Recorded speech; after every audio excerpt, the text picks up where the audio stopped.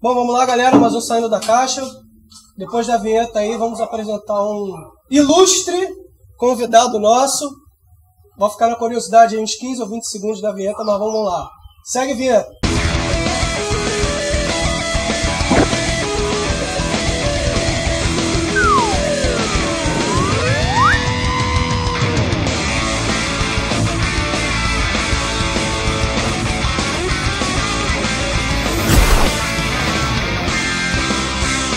Bom, galera, estamos aqui hoje numa reunião solene com a felicidade e a alegria de receber um grande amigo, Marcelo Minervino.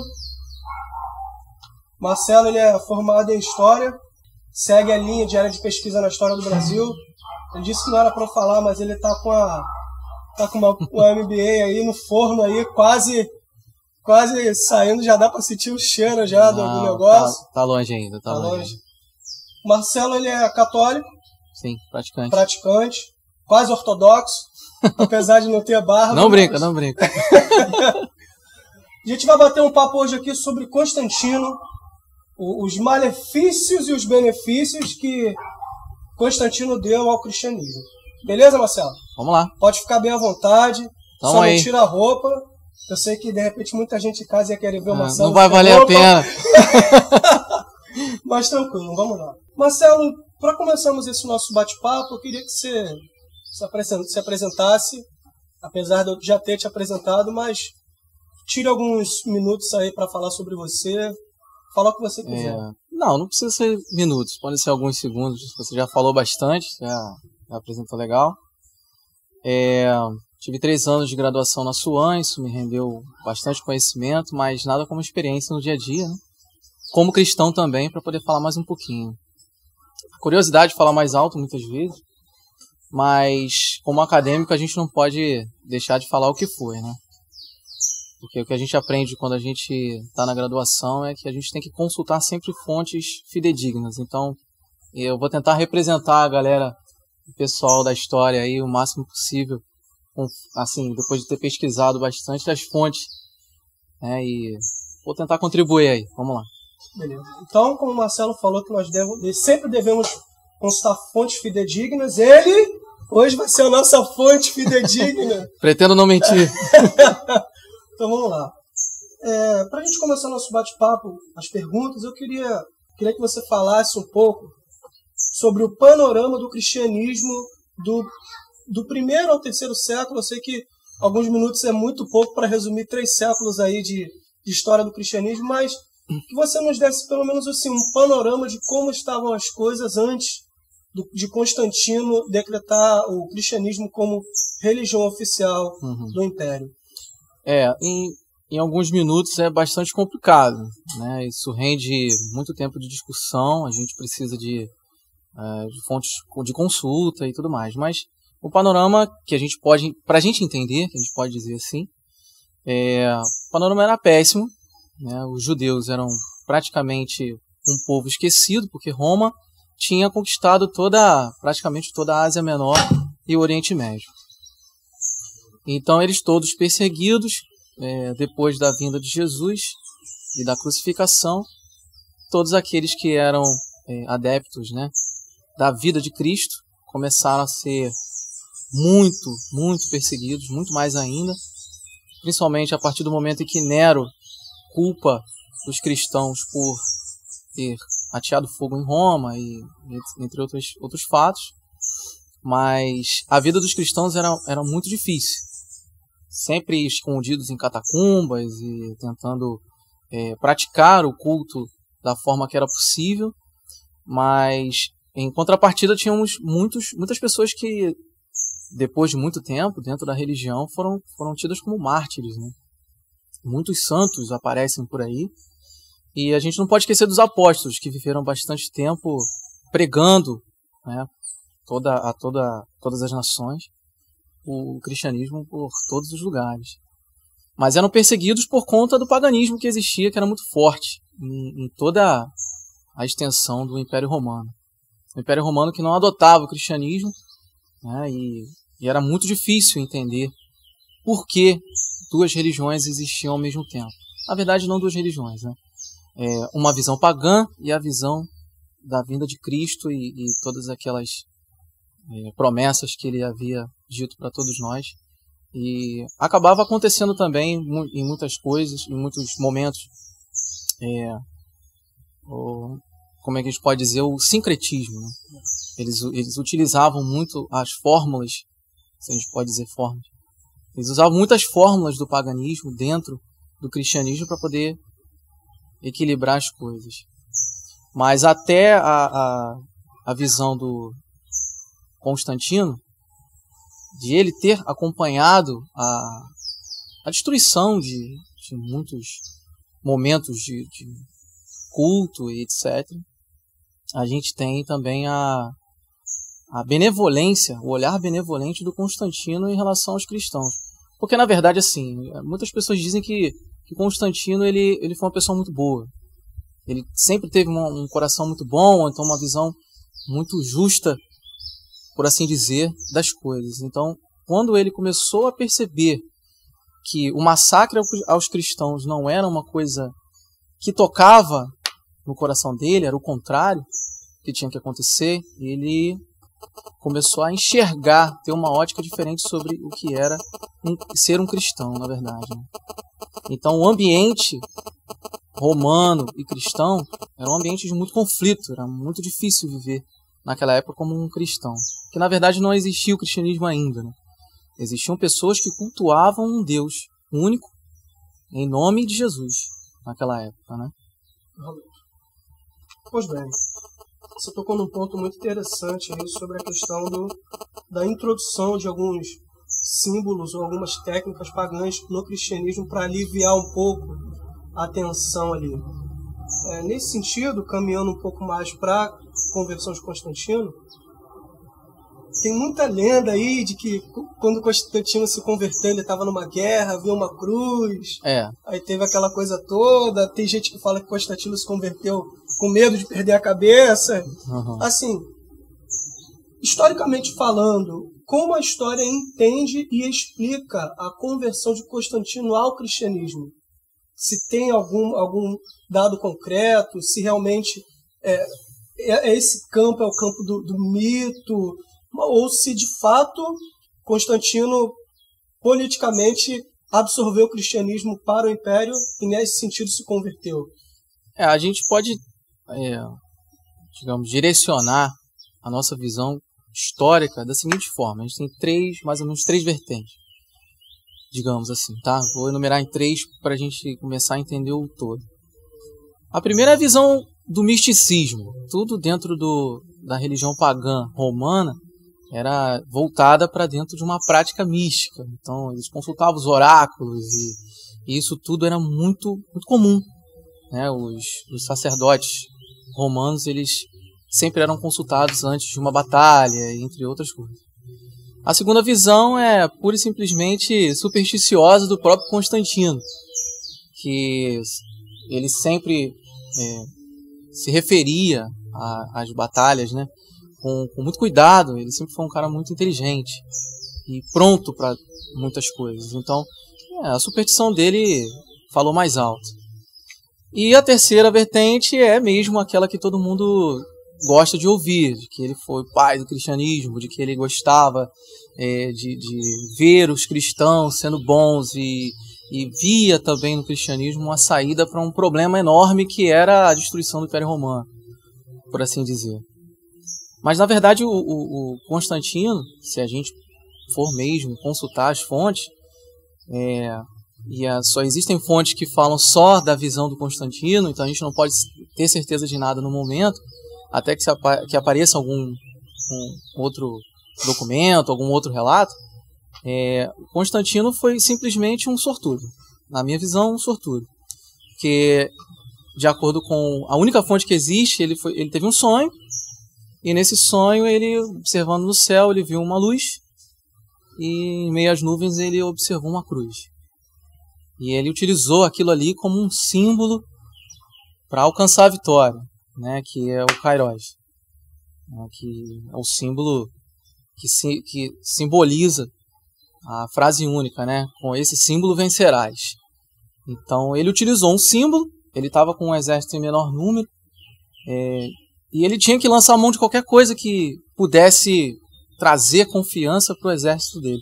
Ele sendo confiante, o exército confiante, mesmo em menor número, sairia vitorioso praticamente por um golpe de sorte. Então foi um golpe de sorte mesmo o cristianismo ter surgido nas mãos do Constantino, por assim dizer, né? Claro que a gente não pode duvidar daquilo que a gente não sabe, porque a gente não está na época do Constantino para perguntar. Mas se a gente tiver uma visão mais clara das coisas, fugindo um pouco do misticismo ou mesmo da prática cristã, a gente só tem isso, né? Que ele é uma pessoa que foi devota ao cristianismo simplesmente por um sonho que ele teve, mas acabou sendo abençoado, entre aspas. Entendi. Então, assim, nesse sentido, com o Constantino convertido ao cristianismo,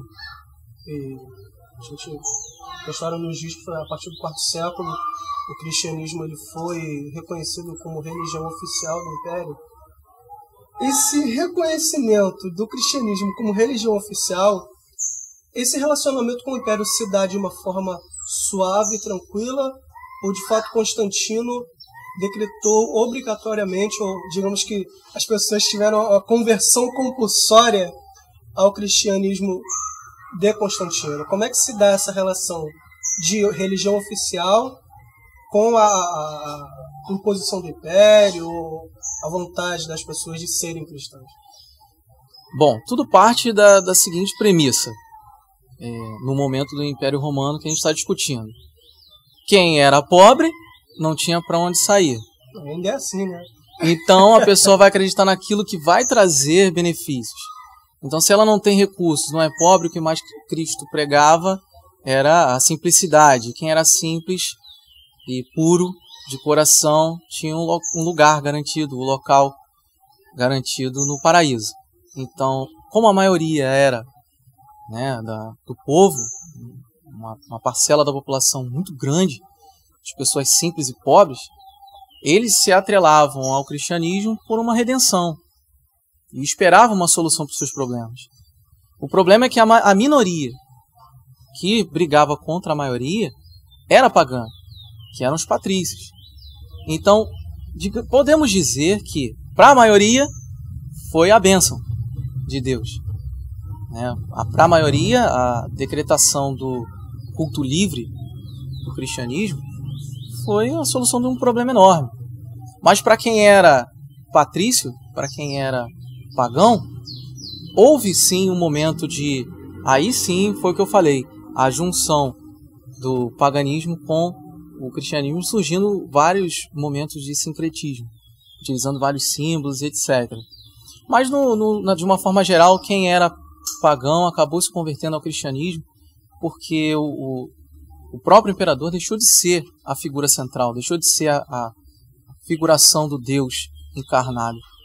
E Constantino nunca ia querer se assemelhar ao Deus encarnado. Embora no Concílio de Nicéia, ele, muito atrelado ao arianismo, ele tentou fazer com que as pessoas entendessem assim: eu só sou imperador porque eu espelho alguma coisa ou alguém, que no caso é a figura divina de Jesus, que ainda foi alvo e tema de muita discussão depois disso. Mas conturbado foi porque no momento da disputa com Licínio, que foi um outro imperador do Império Romano, ele lançou mão desse momento de transição, né? Dizendo que não poderia existir dois imperadores. Um tinha uma visão muito ambiciosa, que era do Licínio, e Constantino já tinha uma visão mais apurada do que como conduzir a população. Então foi dolorosa para quem era burguês, entre aspas, o patrício, né, que tinha muito dinheiro. Foi uma solução para quem era da maioria pobre, mas para Constantino foi algo necessário até, por questões políticas e muitas vezes até militares, né? Pois bem, fazer essa última pergunta, a gente está caminhando já para o fim do tempo. não do final dos tempos, mas desse tempo aqui da gravação, porque ninguém vai ter saco para... É uma discussão muito longa. Apesar que esse assunto aí, cara, é assunto que as pessoas, o cara estuda aí 15, 12 anos, faz um pós-doutorado, não consegue esgotar, né? Eu falei para você que em poucos minutos a gente não vai conseguir discutir 300 anos ou 1000 anos de história. Se a gente for olhar mesmo pela ótica total, a gente sai do século III e perpassa aí por quase 1100 anos de história até que tudo mais ou menos se resolva. Além do mais de 1500 anos, demoram 1500 anos, não demoram 20 minutos ou 30, né? Mas vamos lá, última pergunta, Marcelo. Quando de fato a religião cristã, ou os seguidores de Jesus, conseguiram ali se ajustar ao império após Constantino, gostaria que você desse sua opinião, historicamente falando, ou como um cristão, ou, enfim, como um indivíduo, em que implicou, assim, para a propagação do cristianismo, a adequação dele ao império, tendo em vista que o império tinha muitos meios de viagens, a própria Rota da Seda, que perpassava ali todo o império e conduzia até a ponta ali do Oriente. Então eu queria que você respondesse se de fato foi bom para o cristianismo ter sido a religião oficial do império e se houve algum malefício à ideologia cristã ou à ideologia do evangelho que Jesus pregou ali na Judéia ali no primeiro século, com essa ser incutido dentro do império. Se houve algum malefício ou se houve algum benefício? A gente pode dizer que houve as duas coisas. Houve um benefício porque se não houvesse um momento de reconhecimento do cristianismo dentro do próprio império, nós não teríamos a religião cristã como ela é hoje. Isso é uma opinião histórica minha, porque tudo que a gente fala na história são detalhes. Isso não foi um detalhe, foi uma decisão política, por assim dizer, porque era necessário. Foi um golpe de sorte, porque Constantino precisava se adequar à realidade. Ele via um momento oportuno.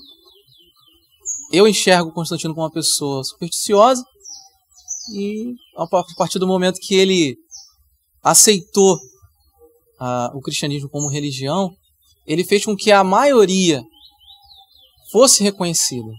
Aí houve um benefício, sim. Milhões ou quase todos os seguidores do cristianismo não existiriam mais.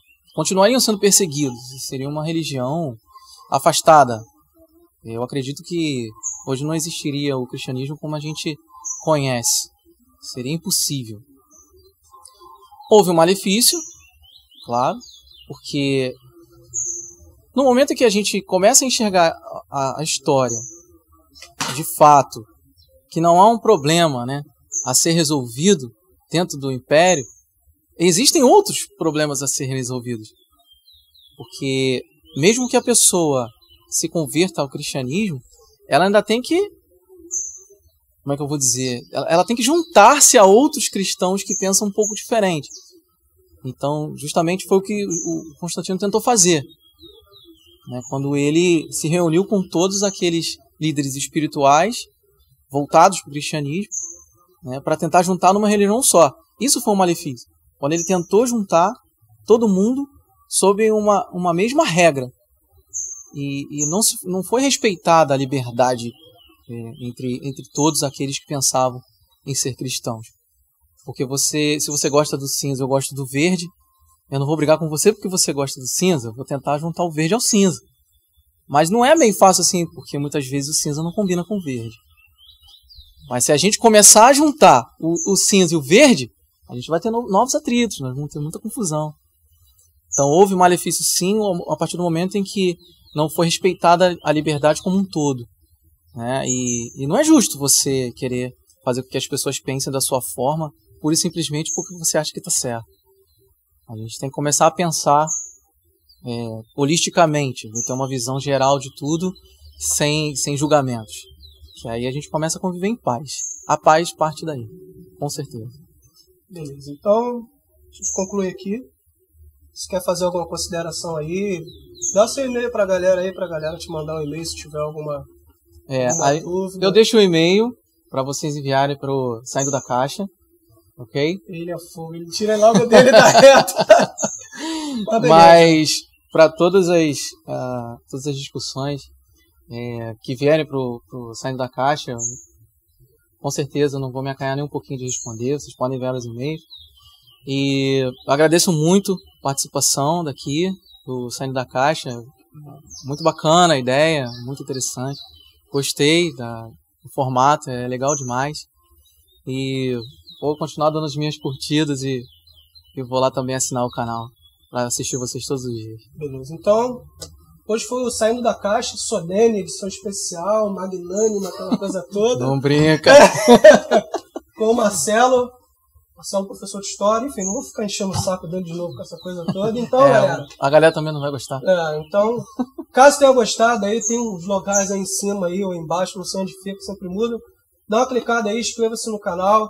Se você gostou, deixa lá a sua opinião, que é muito importante. Se não gostou também, manifeste-se. Que a gente vai tentar exorcizar aí essa manifestação. Agora ele tá brincando. Valeu, galera. Um abraço a todo mundo. Tchau. É isso aí. Valeu, Marcelo. Ficou ótimo. Muito bom.